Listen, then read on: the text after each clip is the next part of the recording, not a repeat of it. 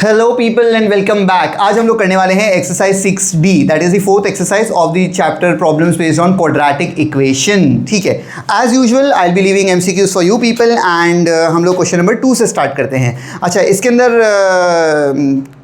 2 या 3 टाइप्स के सम दिखेंगे, एकदम यूजुअल, बहुत ईजी है, देखते हैं कैसा है। सेकेंड क्वेश्चन रीड करते हैं हम लोग। ये बोल रहा है कि a boy is twice as old as her sister. 4 years hence, the product of their ages in years will be 160. Find their present ages. अच्छा, कितने लोग हैं यहाँ पर? कितने लोग हैं?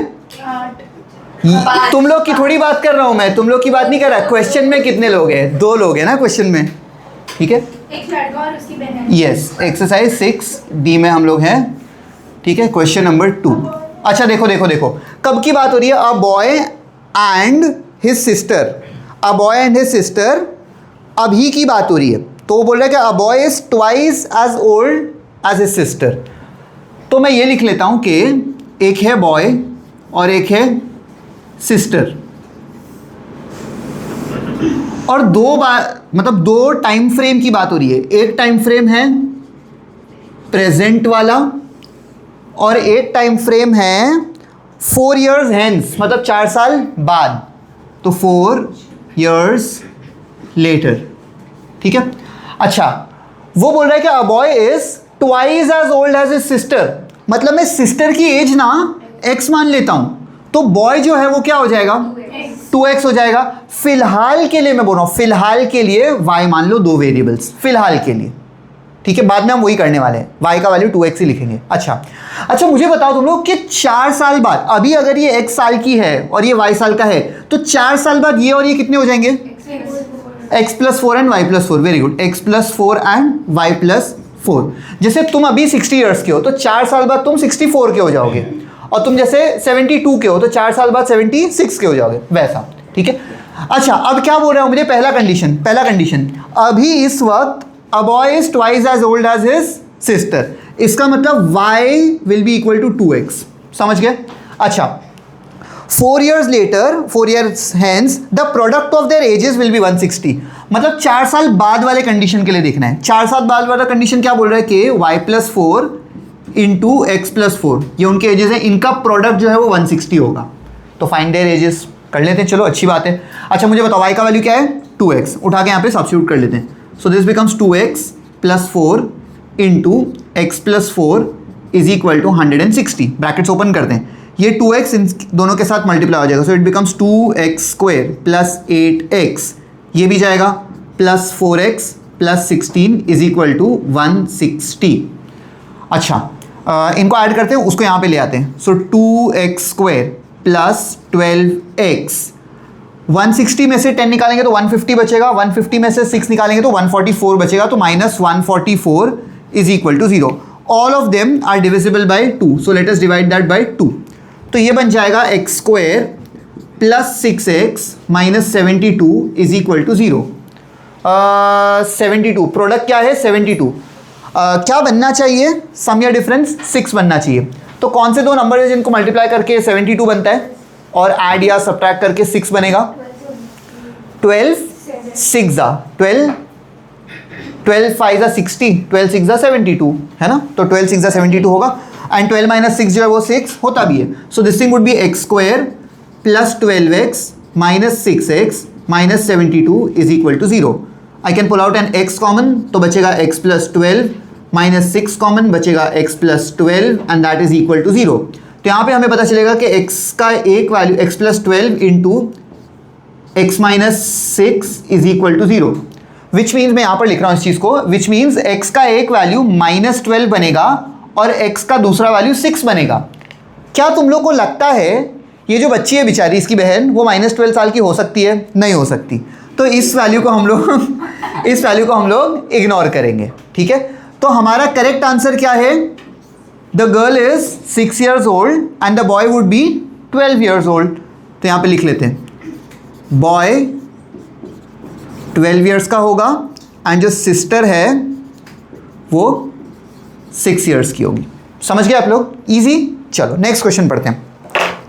नेक्स्ट क्वेश्चन बोल रहा है कि 7 years ago, 7 साल पहले की बात कर रहे हैं, Rohit's age was 5 times the square of Geeta's age. ये 7 साल पहले की बात हो गई। उसके बाद वो बोला कि 3 years hence, मतलब 3 साल बाद, Geeta's age will be 2/5 of Rohit's age. फिर वो बोल रहा है कि फाइंड देयर प्रेजेंट एज। तो मतलब कब कब की बात हो रही है? अब की बात हो रही है, प्रेजेंट की, 7 साल पहले की, और 3 साल बाद की बात हो रही है। तो ऐसे ही एक सिनेरियो बनाने की हम लोग कोशिश करते हैं। अच्छा, कौन कौन है? रोहित है और कौन है? गीता है।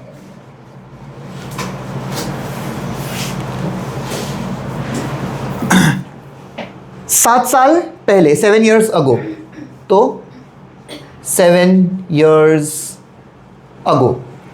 उसके बाद कब की? प्रेजेंट की बात। एंड उसके बाद 3 years later। अच्छा, अभी के लिए रोहित की एज हम लोग कितनी मान लेंगे? x मान लेंगे। एंड गीता की एज हम लोग y मान लेंगे। तो 7 साल पहले रोहित की एज कितनी होगी? x-7। और जो गीता है इसकी एज कितनी होगी? y-7। 3 साल बाद रोहित की एज जो है वो x+3 हो जाएगी और गीता की एज जो है वो y+3 हो जाएगी। अब उसने जो बोला है उसके हिसाब से कंडीशन बनाते हैं। 7 years ago Rohit age was 5 times the square of Geeta's age. मतलब रोहित की age 5 times the square of Geeta's age. 5 Geeta का स्क्वायर नहीं, 5 times गीता स्क्वायर, मतलब दोनों का स्क्वायर नहीं है। अच्छा चलो, रोहित की जगह पे क्या लिखेंगे हम लोग? x-7 is equal to 5 times, Geeta की जगह पर हम लिखेंगे y-7 का स्क्वायर। ब्रैकेट्स ओपन करते हैं। सो दिस बिकम्स, अच्छा चलो थोड़ा सा और एक कंडीशन जो है दूसरा बना देते, फिर करेंगे ब्रैकेट्स ओपन। क्या बोल रहा है आगे? 3 years hence, मतलब 3 साल बाद, गीताज एज विल बी, यानी g is equal to 2/5 of Rohit age, यानी 2/5 ऑफ r। ठीक है। अच्छा, 3 साल बाद g का वैल्यू क्या रहेगा? y+3, और ये बनेगा 2/5, और r का वैल्यू है x+3। इसको यहां भेजते हैं तो 5y+15 is equal to 2x+6। Nice. क्या करें? या तो यहां से y का वैल्यू उठा के यहां पे सब्स्टिट्यूट करेंगे, या तो यहां से x का वैल्यू उठा के यहां पे सब्स्टिट्यूट करेंगे। दोनों में से कुछ भी एक चलेगा। ठीक है। मैं किसकी एज फाइंड करना है? फाइंड देयर, मतलब दोनों की एज फाइंड करनी है हमें। ठीक है, तो ऐसे कर रहा हूं मैं, फिलहाल सोच रहा हूं कि x की वैल्यू ही ले आते हैं। So this becomes 5y plus 15 - 6 is 9, the whole thing upon 2 is equal to x का वैल्यू। समझ गए? अच्छा, यही x का वैल्यू उठाकर हमें यहां सब्स्टिट्यूट करना है। So it becomes 5y plus 9 upon 2 minus 7, ये हो गया LHS की बात, इज इक्वल टू 5 टाइम्स, यहाँ a minus b the whole square है which is a square minus 2ab plus b square. 2 7s are 14 हो जाएगा। So it becomes 5y plus 9 minus 14 the whole thing upon 2 is equal to 5 times y square minus 14y plus 49। अभी तुम लोग देखोगे कि मैंने क्यों इस वक्त ब्रैकेट ओपन नहीं किया, क्योंकि 5 से भी मल्टीप्लाई करना पड़ेगा। उससे बेहतर है 2 उधर बेच के 10 बना के 10 से मल्टीप्लाई करो। ठीक है। सो दिस बिकम्स 5y, इनमें से डिफरेंस कितना आएगा? -5 आएगा। 9 - 5 14 इज -5। अच्छा, ये 2 जब उधर जाएगा तो 10 बन जाएगा, और अंदर सबके साथ 10 मल्टीप्लाई होने वाले हैं। So it becomes 10y square minus 140y plus 490। Now take these things also to the other side. So this becomes 10y square. 5y उधर जाकर -5y हो जाएगा, so माइनस 145y, और ये उधर चले जाएगा तो प्लस 495 इज इक्वल टू 0। ठीक है। All of them are divisible by 5। सबको हम 5 से डिवाइड कर देंगे, और जो भी क्वाड्रेटिक इक्वेशन मिलेगा उसको सॉल्व करना पड़ेगा। There is no space. Let me just clear up this part.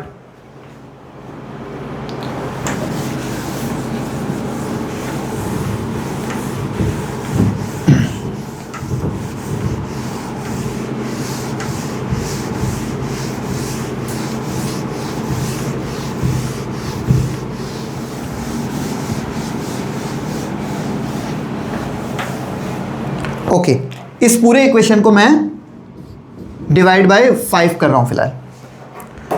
तो ये इक्वेशन बन जाएगा 2y square minus 5 2s are 10 बचेगा 4, 5 9s are 45 y and 5 9s are 45 बचेगा 4, 5 9s are 45 is equal to 0। समझ गए?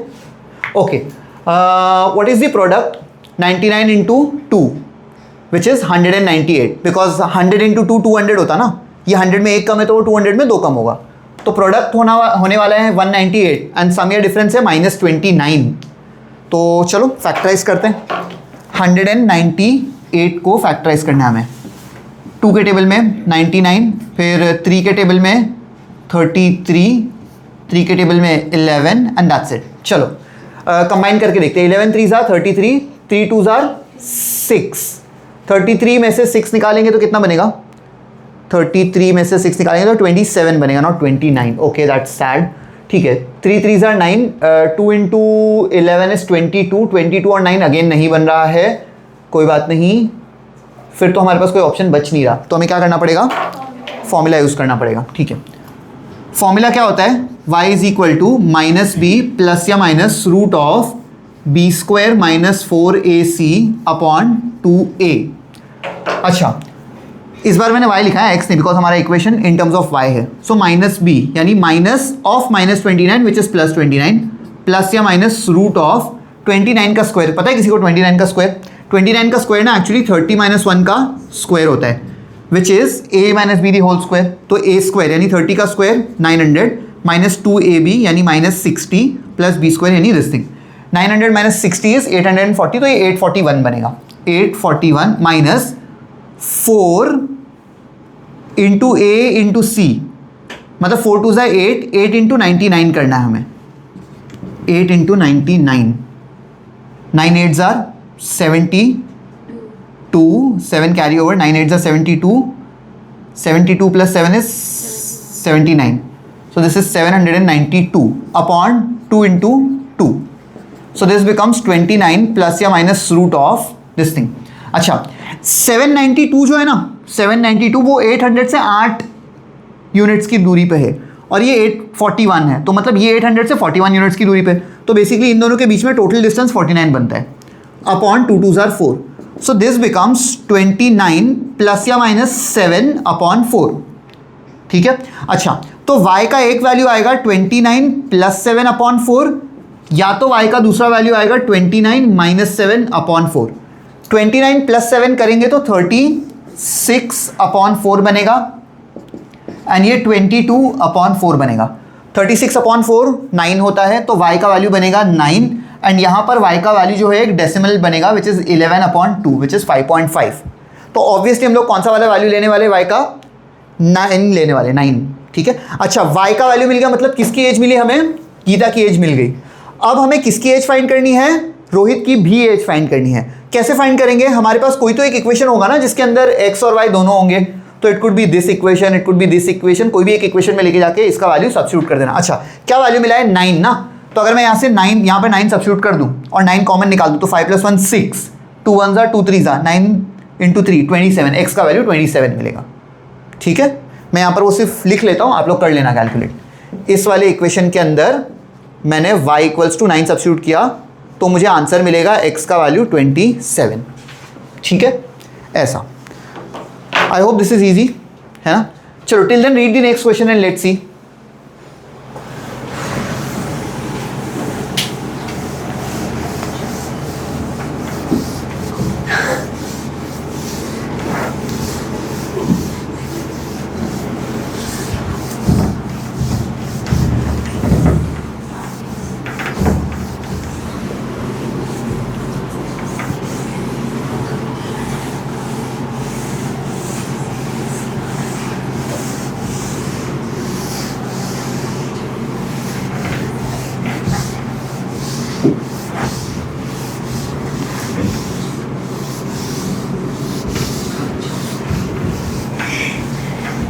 ओके गाइस, चलो question number 4। The sum of the reciprocals of Joseph's age 3 years ago and 5 years from now is 1/3। Find his present age. कितने लोग हैं यहाँ पे? एक अकेला इंसान है बेचारा। ठीक है, क्वेश्चन नंबर 4। अच्छा, कब कब की बात हो रही है?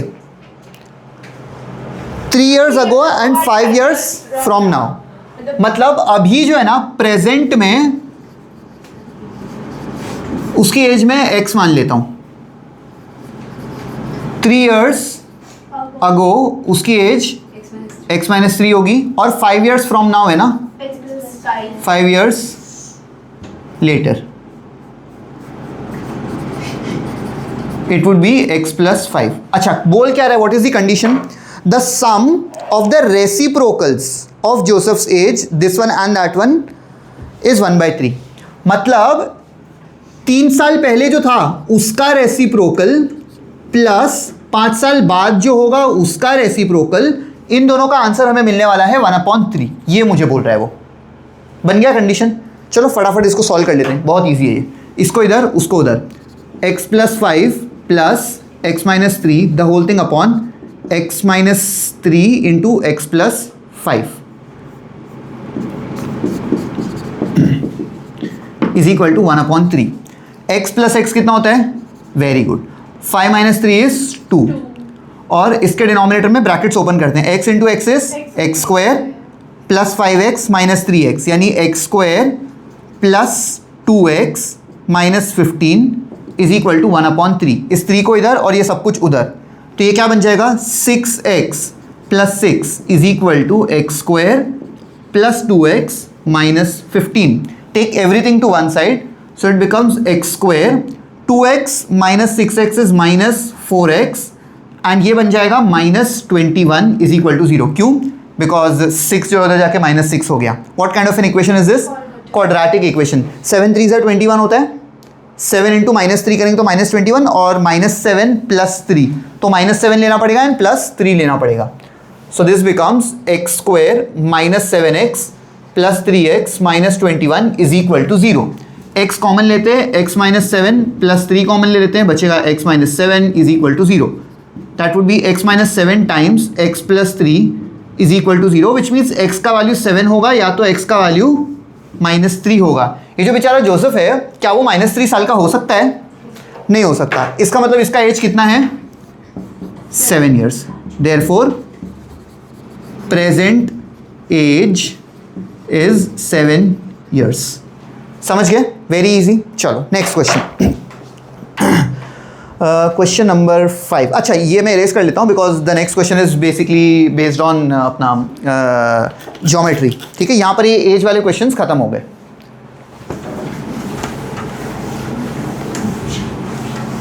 पढ़ो पढ़ो एक बार क्वेश्चन पढ़ो. देखा देखा लग रहा होगा तुम लोगों को क्वेश्चन, बिकॉज ऐसे कंडीशंस तो हम लोग पहले ही बनाते थे, बस वो क्वाड्रेटिक इक्वेशन नहीं बनता था.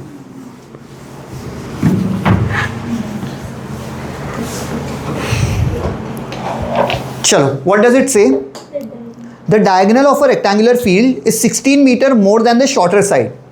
If the longer side is 14 meter more than the shorter side, find the length and breadth of the rectangular field. किसकी बात हो रही है? रेक्टेंगल की. तो पहले ना एक रेक्टेंगल बना देते हैं हम लोग.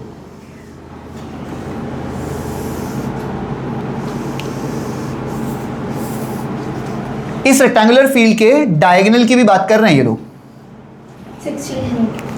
अच्छा क्या बोल रहा है? The diagonal of a rectangular field is 16 more than the shorter side. क्या मुझे उसके शॉर्टर साइड का लेंथ पता है? नहीं पता, तो मैं उसको x मान लेता हूं. And the diagonal is 16 more than that, यानी ये तो x प्लस 16 बन जाएगा.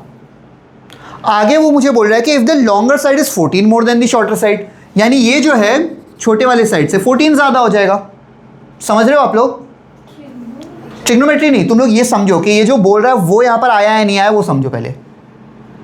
उसने डायगोनल को विथ रिस्पेक्ट टू छोटी साइड कुछ तो बोल रहा है, एंड जो लॉन्गर साइड है उसको भी विथ रिस्पेक्ट टू छोटा जो शॉर्टर साइड है उसके बारे में कुछ बात कर रहा है. ये समझा है तुम लोग को पहली बात? अच्छा अब हम ये समझने की कोशिश करते हैं कि कौन सा शेप है. बताओ कौन सा शेप है? रेक्टेंगल. और यहाँ पर ये 90 डिग्री होता है, पता है तुम लोग को? और जब भी हमें एक राइट एंगल ट्राइंगल दिखता है हम दो चीज़ों के बारे में सोचते हैं, या तो ट्रिग्नोमेट्री या तो पाइथागोरस थ्योरम. पाइथागोरस थ्योरम तब सोचते हैं जब साइड्स दी होती है, ट्रिग्नोमेट्री तब सोचते हैं जब एंगल्स होते हैं. क्या कोई भी एंगल दिया है यहाँ पे? नहीं दिया है, इसका मतलब पाइथागोरस थ्योरम. तो हम क्या करेंगे? By Pythagoras theorem. What does Pythagoras theorem से? इट सेज हाइपोटेनस का स्क्वायर इज साइड 1 का स्क्वायर प्लस साइड 2 का square. Who is the hypotenuse? x plus 16 the whole square is equal to side one कौन है x plus 14 the whole square and side 2 is x का square. Let us open up these brackets. तो ये बनेगा a plus b the whole square is a square plus 2ab plus b square. यही होता है 256 ना. Okay a square plus 2ab plus बताओ 196 plus x square. समझ गए. अच्छा देखो यहाँ से एक्स स्क्वायर और यहाँ से एक एक्स स्क्वायर कैंसिल कर सकते हैं. वहाँ पर एक्स स्क्वायर ऑलरेडी है तो एक्स स्क्वायर ऑलरेडी वैसा ही रहेगा. 32x जो उस तरफ जाएगा तो -32 हो जाएगा और 28 - 32 इज -4x एंड 256 भी उधर जाएगा तो नेगेटिव हो जाएगा. ओके तो 196 में से 256 सब्ट्रैक्ट करना है. इसका मतलब 190 में से 250 सब्ट्रैक्ट करना है. 190 और 250 में 60 का डिफरेंस होता है तो -60 इज इक्वल टू 0. ठीक है 6 10 60 होता है पता है तुम लोग को. तो ये हो जाएगा x square -10x plus 6x -60 is equal to 0. इसमें से I can take an x common, I will be left with x -10 plus 6 common, I will be left with x -10 and that is equal to 0. इसको मैं यहाँ continue कर रहा हूँ. So it becomes x -10 into x plus 6 is equal to 0. इसका मतलब x का value या तो 10 हो जाएगा या तो x का वैल्यू -6 हो जाएगा. अगेन कोई भी रेक्टेंगल का साइड जो है नेगेटिव नहीं हो सकता, उसको हम रिजेक्ट कर देंगे. तो इसका मतलब जो शॉर्टर साइड है वो कितना होगा 10 होगा. Therefore shorter side is equal to कुछ यूनिट दिया है इसने मीटर दिया है इज 10 मीटर और longer side would be 10 plus 14 which is 24 meter. I hope this is clear. Very easy ना. बेसिक आइडिया यूज करना है, क्वाड्रेटिक इक्वेशन बन जाता है एंड सम सॉल्व हो जाता है. आगे question number 6 it says sum of the areas of two squares is 260 meter square. If the difference between their perimeters is 24, find the sides of the two squares. ये कोई तो दो squares के बारे में बात कर रहा है. I will prefer clearing the board. आप लोग तब तक सोचने की कोशिश करो उस पर.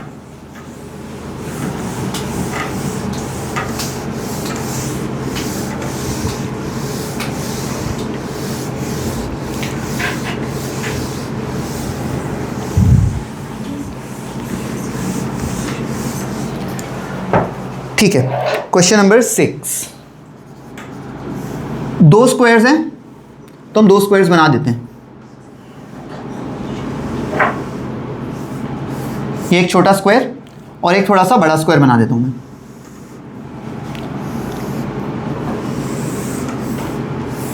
आई hope this looks like a square. चल जाएगा ना, नॉट अ बिग डील. अच्छा ये जो स्क्वायर है ना इसका साइड में x मान लो तो इसका मतलब सारे साइड्स इसके x होंगे और ये जो स्क्वायर है इसका साइड में y मान रहा हूं इसका मतलब सारे साइड जो है इसके वो y होंगे. अच्छा मुझे बताओ इस वाले का एरिया जो है वो x स्क्वायर होगा बिकॉज साइड स्क्वायर होता है और इसका जो पेरीमीटर है वो 4x हो जाएगा. इस वाले का एरिया जो है वो y स्क्वायर होगा और इसका जो पेरीमीटर है वो 4y हो जाएगा. अब क्वेश्चन में पढ़ते हैं क्या बोल रहा है वो मुझे बोल रहा है कि the sum of the areas of two squares is 260. यानी a1 प्लस a2 जो है वो 260 है. इन दोनों को ऐड करेंगे तो 260 मिलेगा. आगे वो बोल रहा है कि if the difference between their perimeters is 24. मतलब देखो इधर. अच्छा सुनो इसको ना मैं a1 p1 and a2 p2 लिख रहा हूं. The difference between their perimeters is 24. तो p1 माइनस p2 करूं या p2 माइनस p1 करूं? p2 minus p1 because obviously ये बड़ा है. So I will write p2 minus p1 is 24. दो कंडीशन दे रही है और हमें चीजें पता है. चलो सब्स्टिट्यूट करते हैं. a1 plus a2 is equal to 260. इसको मैं दोबारा लिख लूंगा बाद में वहां पर. ठीक है a1 plus a2 is 260. a1 का वैल्यू क्या है x स्क्वायर, a2 का वैल्यू क्या है y square is equal to 260. ठीक है ये एक कंडीशन है. नेक्स्ट उसने क्या बोला है हमें p2 माइनस p1 जो है वो 24 है. p2 का वैल्यू क्या है 4y माइनस p1 का वैल्यू क्या है 4x इज इक्वल टू 24. इन दोनों में से मैं एक 4 कॉमन निकालूंगा तो यहाँ बचेगा y minus x is equal to 24. This becomes 4 times 1 and 4 times 6. which means y minus x is equal to 6. I can send this x to the other side, so y is equal to x plus 6. ये जो y का value अभी अभी हमें मिला है ना, इसी को उठाकर हम यहाँ पर सब्स्टिट्यूट कर देंगे, तो ये जो इक्वेशन मिला है ये इक्वेशन ऐसा दिखेगा, x square plus, instead of y I have to write x plus 6 का square is equal to 260. Brackets open करते हैं, एक्स स्क्वायर ऐसे a plus b the whole square is a square plus 2ab plus b square is equal to 260. X square और x square मिलाकर 2x square plus 12x, और वो 260 इस तरफ आ जाएगा. 260 में से 30 सब्ट्रैक्ट करो तो 230 बनेगा, 230 में से 6 सब्ट्रैक्ट कर दो तो 224 बन जाएगा. एवरीथिंग इज डिविजिबल बाय 2, तो कर देते हैं. तो ये बन जाएगा x square plus 6x minus 112 is equal to 0. चलो बताओ 112, 11 के टेबल में 112 आता है? नहीं आता ना.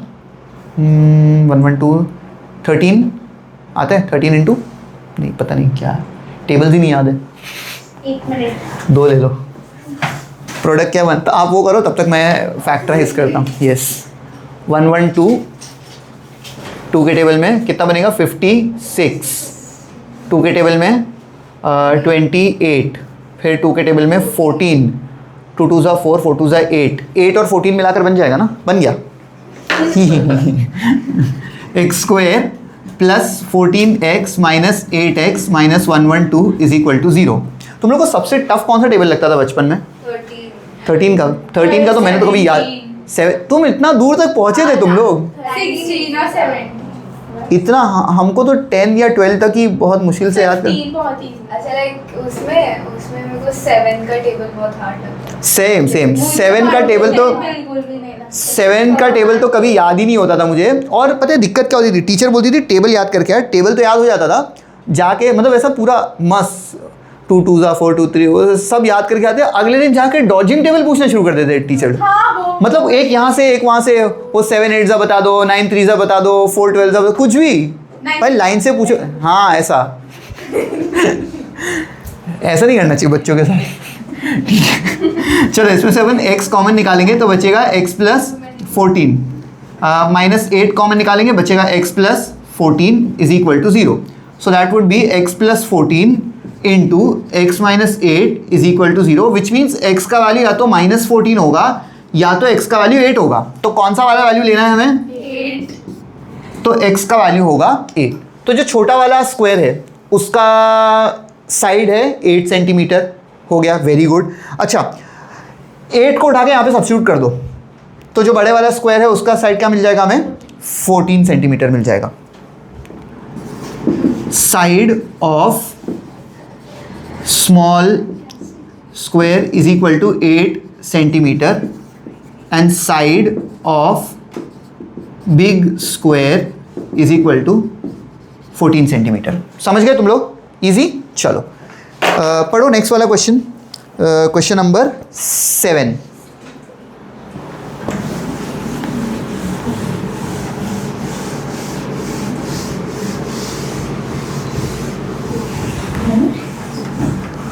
क्या हो गया? Look strange. Obviously. Why? How can you walk such fast? अच्छा क्या हुआ? क्या हुआ? उसको 4 ही तो सम बचे हैं अभी हमारे पास. और पहला टाइप क्या था हमारा? एज पे था. सेकंड टाइप ज्योमेट्री पे था. और अभी speed, distance and time.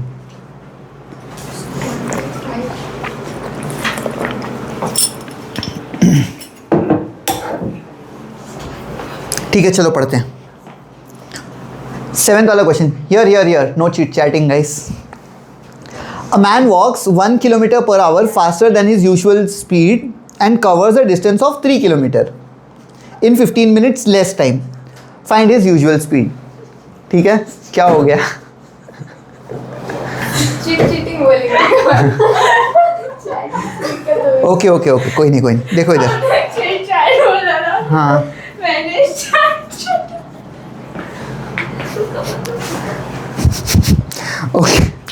okay look here. A man walks 1 kilometre per hour faster than his usual speed and covers a distance of 3 kilometres in 15 minutes less time. तो यहाँ पे कितनी चीज़ें होंगी हमारे पास? एक होगा स्पीड, एक होगा डिस्टेंस और एक होगा टाइम। अच्छा, कितने किलोमीटर की बात हो रही है? 3 kilometre. So distance is 3 kilometres. Speed जो है ना, पहले मुझे नहीं पता कितनी है, तो मैं x kmph मान लेता हूं, x। और टाइम भी मुझे नहीं पता, तो टाइम को मैं t आवर्स मान लेता हूं। ठीक है, आगे वो मुझे बोल रहा है कि 1 kilometre per hour faster than his usual speed चलेगा। मतलब अब अगर वो x+1 kmph हो जाएगा तो उसको 15 मिनट्स कम लगेंगे। तो मैं t-15 कर दूं? हाँ बोल रहे हो सब लोग, बेवकूफ़ो। t-15 नहीं करना है, t-1/4 करना है। क्यों? Because 15 minutes is 1/4 of an hour. यहाँ पर हम लोग ने आवर्स में लिखा है ना, और क्यों मैंने आवर्स में लिखा, इतना क्या ये था मुझे, क्योंकि वो स्पीड के बारे में बात कर रहा है। 1 किलोमीटर पर आवर, देखो 1 किलोमीटर पर आवर ज़्यादा बोल रहा है, 3 किलोमीटर्स बोल रहा है, तो इसीलिए मैंने उसको आवर्स में ही रखा। सो इसको मुझे t-1/4 करना पड़ेगा ऑफ द आवर्स। डिस्टेंस अभी भी सेम है, विच इज 3 किलोमीटर। समझ गए? अच्छा, सिंपल सा फॉर्मूला है फिजिक्स वाला। क्या फॉर्मूला है? ओ शिट, फिजिक्स वाला बोल दिया मैंने। Speed is equal to distance. हाँ कोई नहीं, देखो इधर। अच्छा, दो कंडीशन है। पहली कंडीशन चलो, पहली कंडीशन से क्या बनेगा? Speed is equal to distance upon time. इसका मतलब x is equal to 3/t। ये पहली कंडीशन से बन गया। सेकेंड कंडीशन क्या है? x+1 is equal to 3/, what is the time? t-1/4। x का वैल्यू पता है अपने को? यस, 3/t है। x का वैल्यू उठा के यहाँ पे डाल दो, या फिर t का वैल्यू उठा के वहाँ पे डाल दो। एक इक्वेशन को एलिमिनेट करना है। अच्छा, पूछा क्या है मुझे? फाइंड इज यूजुअल स्पीड, मतलब x का वैल्यू चाहिए हमें, तो मैं प्रेफर नहीं करूँगा कि x का वैल्यू उठा के वहाँ डाल दो और मेरा वेरिएबल x ही गायब हो जाए। तो हम क्या करेंगे? t को वहाँ डाल देते हैं। तो t का वैल्यू है 3/x, इस इक्वेशन में सब्स्टिट्यूट करना है। So this becomes x+1। फिलहाल मैं इसको यहाँ ले आ रहा हूँ, तो t-1/4 इज इक्वल टू 3। अब t की जगह पर 3/x डाल देते हैं। So x+1 into 3/x minus 1/4 is equal to 3। Brackets open करें। चलो, ये x पहले इन दोनों के साथ मल्टीप्लाई हो जाएगा, so it becomes 3, because x and x cancel हो जाएगा, माइनस x/4। अब ये 1 दोनों के साथ मल्टीप्लाई हो जाएगा तो कुछ भी फर्क नहीं पड़ेगा, so it would be 3/x minus 1/4 and all of that is equal to 3। अच्छा, डिनोमिनेटर्स में क्या दिख रहा है? x दिख रहा है और 4 दिख रहा है। तो हम क्या करेंगे? पूरे के पूरे इक्वेशन को किससे मल्टीप्लाई कर देंगे? 4x से। ठीक है, तो जब ये 4x से मल्टीप्लाई होगा तो क्या बन जाएगा? 12x माइनस, जब ये 4x से मल्टीप्लाई होगा तो इसके पास सिर्फ x² बचेगा, डिनोमिनेटर से 4 गायब हो जाएगा, प्लस ये जब 4x से मल्टीप्लाई हो जाएगा तो 3 4 12 बन जाएगा, माइनस ये 4x से मल्टीप्लाई होगा तो सिर्फ x बचेगा और ये बनेगा 12x। इजी। अच्छा, यहां से 12x एंड यहां से 12x कैंसिल हो जाएगा। इन सब को उठा के मैं उस तरफ भेज रहा हूं, तो ये बन जाएगा x² plus x minus 12 is equal to 0। What is the product? -12। 3 4 12 होता है एंड 3 - 4 4 - 3 करना पड़ेगा हमें, तो x² plus 4x minus 3x minus 12 is equal to 0। x common ले लेंगे, बचेगा x+4, माइनस 3 कॉमन ले लेंगे, बचेगा x+4 is equal to 0। So that would be x+4 times x minus 3 is equal to 0, which means x का value या तो -4 होगा या तो x का वैल्यू 3 होगा।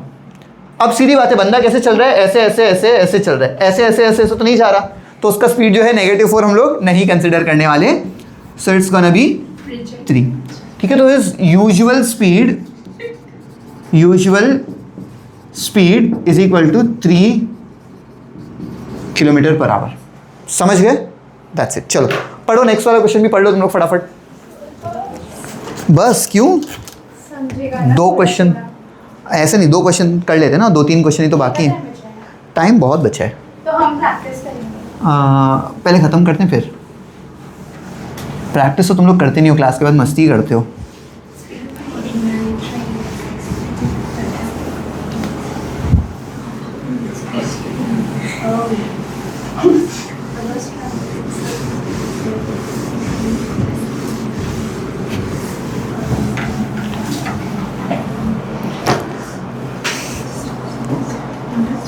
पढ़ लिया?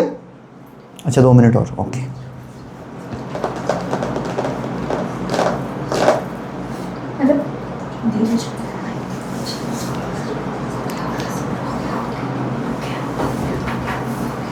हो गया, ठीक है।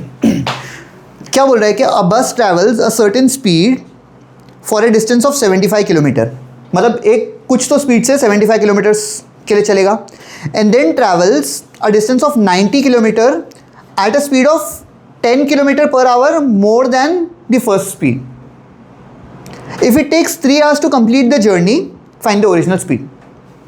2 सिचुएशंस हैं, वही स्पीड, डिस्टेंस एंड टाइम वाले। Question number 8,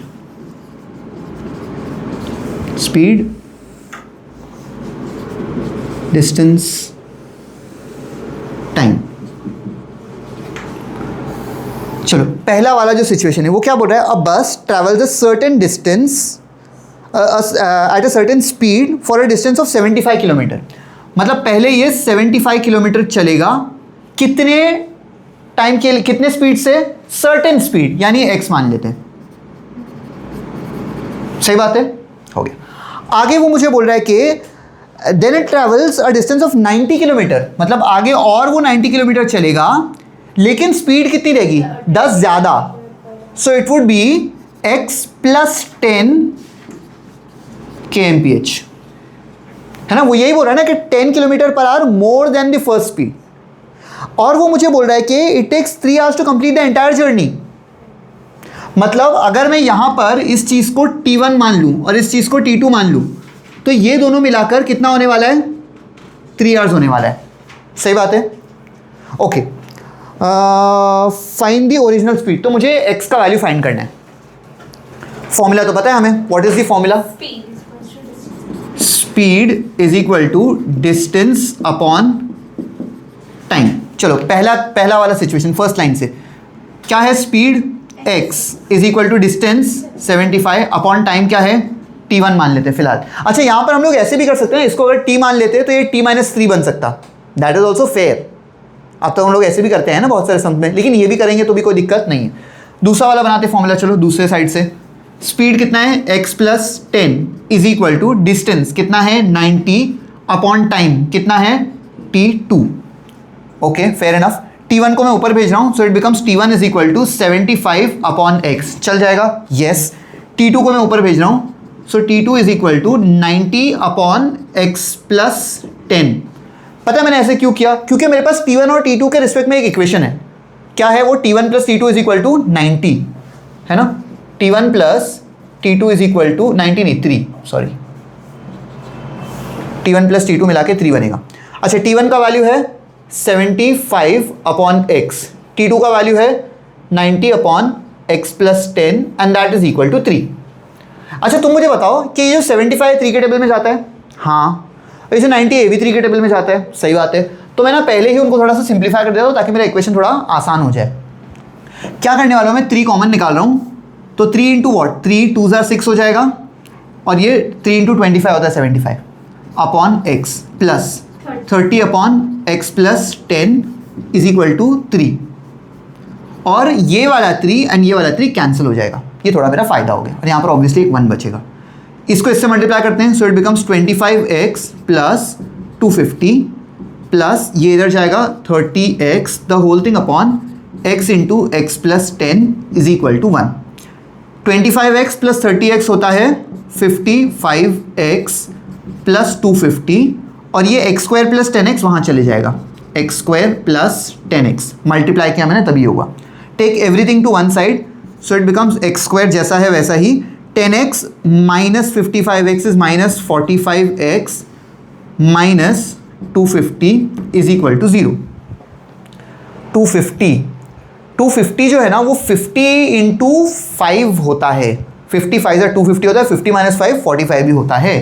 so x square plus 50 plus 5x minus 50x minus 250 is equal to 0।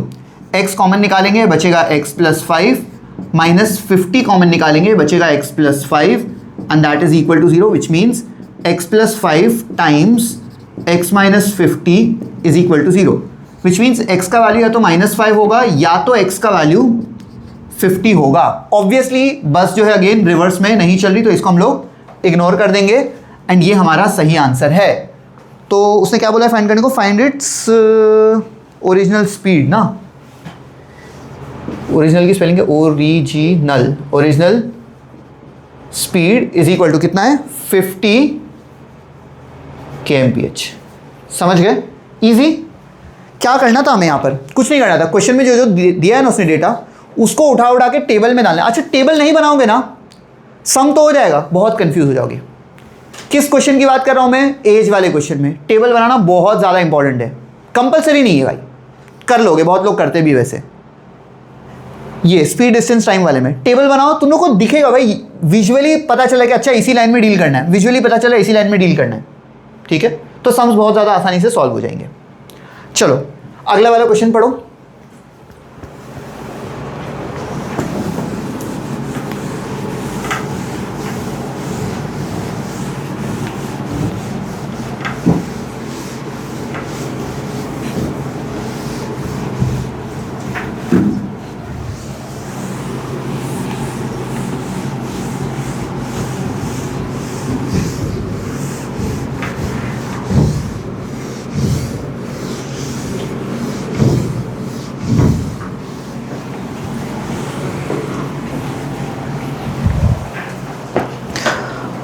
पढ़ लिया? क्या बोल रहा है, the speed of an ordinary train is x km/h and that of N express train is x + 25 km/h। दो train के बारे में बात हो रही है और दोनों की speed x and x + 25 respectively दी हुई है। वो बोल रहा है कि find the time taken by each train to cover 300 kilometre. Speed भी तो नहीं पता। स्पीड नहीं पता, पता है ना, x km/h and x + 25। Time नहीं पता, डिस्टेंस 300 किलोमीटर, टाइम नहीं पता ना, फाइंड द टाइम टेकन बोल रहा है मुझे, तो बेसिकली आंसर जो है इन टर्म्स ऑफ x ही आने वाला है, तो वैसे ही छोड़ेंगे। और उसके बाद आगे मुझे बोल रहा है कि if the ordinary train takes 2 hours more than the express train calculate the speed of the express train. तो बेसिकली दो कंडीशंस बनेंगे यहाँ पर। अच्छा देखो देखो देखो देखो, question number 9 this is right. अच्छा किसकी बात हो रही है, पहली बात तो कौन सी टाइप की ट्रेन है, एक ऑर्डिनरी ट्रेन है और एक एक्सप्रेस ट्रेन है, और क्या चीज़ें हैं हमारे पास, स्पीड, डिस्टेंस एंड टाइम।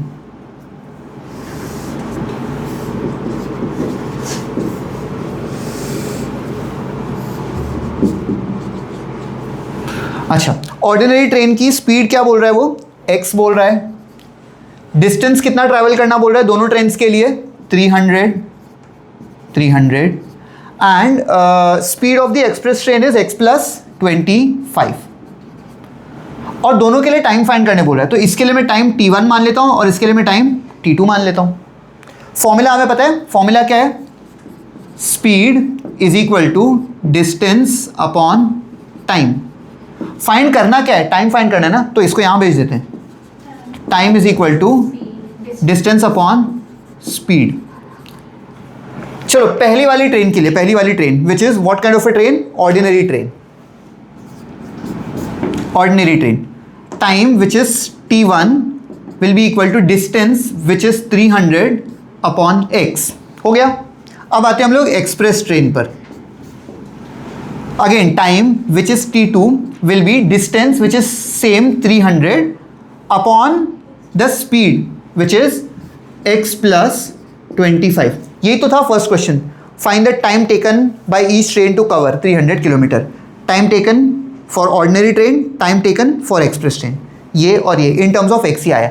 अब इसका second part, this was the first part of the question, the second part, what does the second part say, it says if the ordinary train takes 2 hours more than the express train, ordinary train takes 2 hours more than the express train, मतलब t1 जो है ना वो t2 से 2 ज़्यादा है, यानी क्या लिखना पड़ेगा मुझे कि t1 is equal to t2 + 2, अब ये जो भी वैल्यूज़ है ना हमारे पास T1 और T2 के हमारे पास यहाँ पे है, उनको उठा के वहाँ सब्स्टिट्यूट कर देते हैं।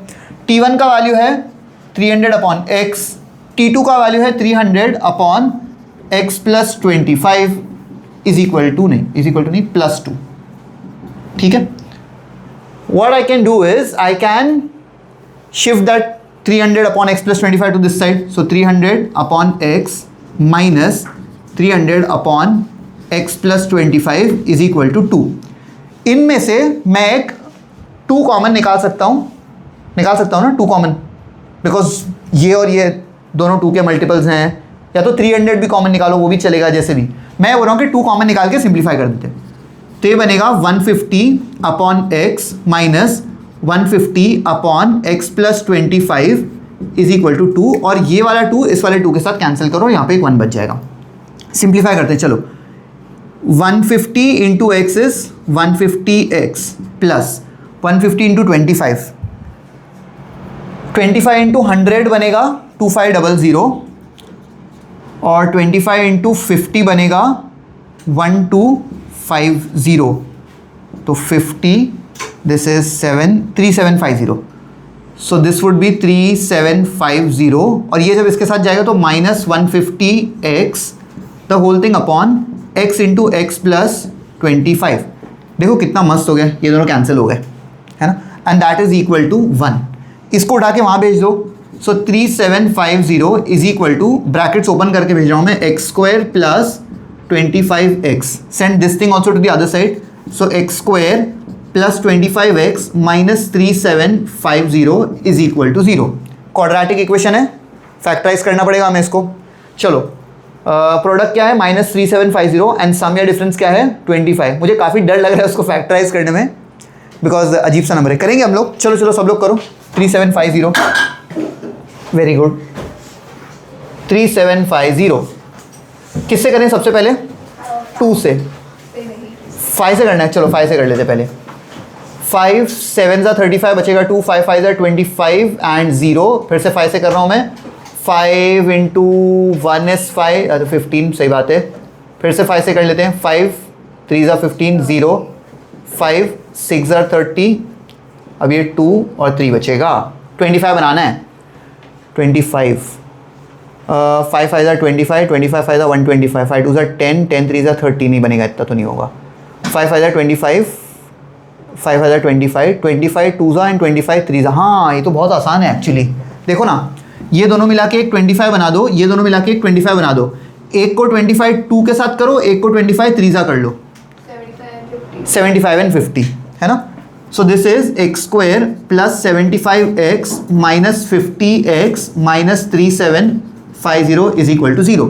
आई can pull out an x common, it would be x plus 75 minus 50 common, बचेगा x plus 75 and that is equal to 0, which means x plus 75 into x minus 50 is equal to 0। इसका मतलब x के 2 values हमें मिलेंगे, और x का एक value minus 75 होगा एंड x का दूसरा वैल्यू 50 होगा। अब x का वैल्यू नेगेटिव नहीं हो सकता, तो हम लोग इस वाले वैल्यू को क्या करेंगे, रिजेक्ट करेंगे, एंड x का वैल्यू है 50। फाइन क्या करने बोला था, fine calculate the speed of the express train. Express train का स्पीड पूछा है हमें, therefore speed of the express train is x plus 25 which is equal to 75 kilometre per hour. समझ गए, इजी, ओके। क्वेश्चन नंबर 10 पढ़ेंगे या homework करेंगे? I feel के थोड़ा, क्या टाइम है? चलो एक बार पढ़ तो लेते हैं, पढ़ते चलो, लेट्स सी। गुड ट्रेन नहीं, गुड्स ट्रेन, ठीक है। A goods train leaves the station at 6 p.m. followed by an express train which leaves at 8 p.m. and travels 20 km per hour faster than the goods train. मतलब ये दोनों train station से 2 घंटे की time difference पे travel कर रही है, ठीक है। It says the express trains arrives at a station 1040 km away 36 minutes before the goods train. Assuming that the speeds of both the trains remain constant between the two stations, calculate their speeds. नहीं समझा है ना? लेकिन 2 minute ले लो, चलेगा चलेगा, 2 minute ले लो, सोचने की कोशिश करो, तब तक मैं ये क्लियर कर लेता हूँ. हम ट्राई करते हैं. ट्राई कर तो सकते हो, सही बात है. नहीं करेंगे. थोड़ा सा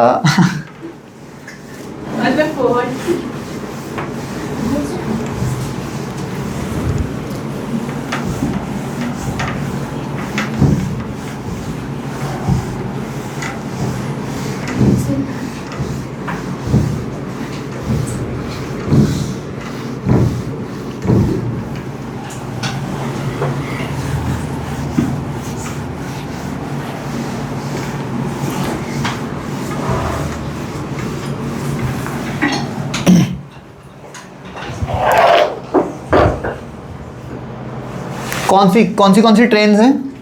गुड्स ट्रेन और एक express train. They have a time of 2 hours. देखो इधर, Yes. ये जो एक्सप्रेस ट्रेन है ना, उसके बारे में हमें पता है कि वो 20 kilometres faster than the goods train है. ठीक है. स्पीड, 20+8. डिस्टेंस देखते हैं एक मिनट ना, डिस्टेंस एंड टाइम. असल झोल इसमें टाइम में है. देखो गुड्स ट्रेन का जो स्पीड है ना, वो मैं x मान लेता हूं, तो एक्सप्रेस ट्रेन का स्पीड x + 20 हो जाएगा. कोई दिक्कत ही नहीं है इसमें. स्पीड पता चल गया, हाँ स्पीड का हो गया. डिस्टेंस के बारे में बहुत इजीली पता है मुझे, 1040 1040. टाइम के बारे में असल अपने को लगाना है दिमाग, क्योंकि टाइम के बारे में ना एक कंडीशन नहीं, 2 कंडीशन दिया है. एक तो वो बोल रहा है क्या, अ goods train leaves eight 6 PM and the express train leaves eight 8 PM. मतलब गुड्स ट्रेन जो है ऑलरेडी 2 घंटा ज़्यादा लेने वाली है. और आगे क्या बोल रहा है वो, the express train arrives 36 minutes before. मतलब निकल रही लेट है और पहुंच रही जल्दी. कितना टाइम डिफरेंस है दोनों के बीच में? 2 hours. अब देखो यहां पर ना हम लोग ऐसे करते हैं कि ये जो मेरी एक्सप्रेस ट्रेन है ना, ये यहां से यहां तक जा रही है, पॉइंट ए से पॉइंट बी तक. ये गुड्स ट्रेन है, सॉरी. लेकिन जो मेरी एक्सप्रेस ट्रेन है ना, ये उससे ऑलरेडी 2 घंटे के बेनिफिट पर है. टाइम जो इतना टाइम जो है, ये this is the time for the goods train. But for the express train the time would be यहां से जस्ट यहां तक, क्योंकि इसको 2 आवर्स कम लगने वाले यहां से एंड 36 मिनट्स कम लगने वाले यहां से.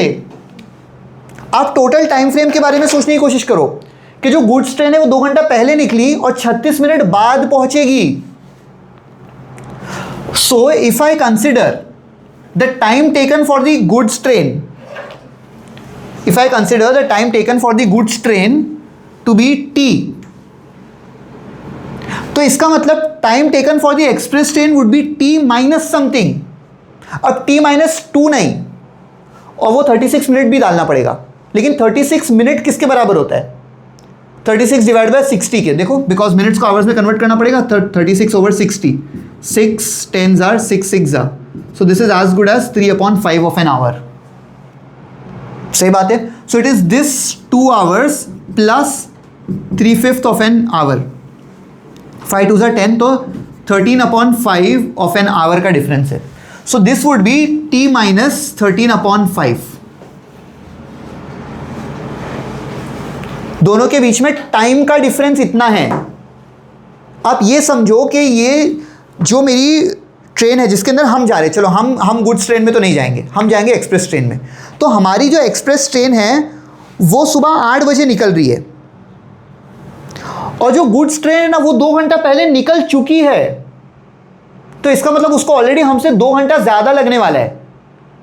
लेकिन हम जो है 36 मिनट पहले पहुंचने वाले हैं, इसका मतलब उसको 36 मिनट और ज़्यादा लगने वाला है. तो इसीलिए मैंने ये वाला 2 hours एंड ये वाला 36 मिनट ऐड किया, विच इज़ इन आवर्स 13/5. तो एक्सप्रेस ट्रेन को 30 जितना भी टाइम गुड्स ट्रेन को लगेगा -13/5 लगने वाला है। That is the idea. अब सम बहुत ईजी है, because speed is equal to distance upon time. ये भी मिल गया, ये सब कुछ तो मिल गया हमें। हाँ बोलो। गुड्स ट्रेन लेट है और एक्सप्रेस ट्रेन जल्दी है। जल्दी है। गुड्स ट्रेन निकलती भी मतलब पहले है, हाँ, और फिर भी पहुंचती भी लेट है, तो दोनों तरफ से वो टाइम को ज़्यादा कंज्यूम कर रही है ना, तो वही दोनों तरफ का टाइम मैंने ऐड कर दिया। ठीक है, वैसा। ठीक है, आई थिंक इसको आप लोग speed is equal to distance upon time formula लगा के कंप्लीट कर लोगे एंड मुझे आंसर बता देना नेक्स्ट सेशन में। ठीक है, जो लोग ऑनलाइन देख रहे हैं वो लोग कमेंट में बता देना। ठीक है, अब इसके अंदर हमारे पास सिर्फ एक एक्सरसाइज बचा है, which is based on the miscellaneous problems and all those things. तकरीबन 10-12 सम होंगे आई सपोज उसके अंदर भी, and that would be it for this chapter. ठीक है, thank you so much guys, bye bye, I will see you letter.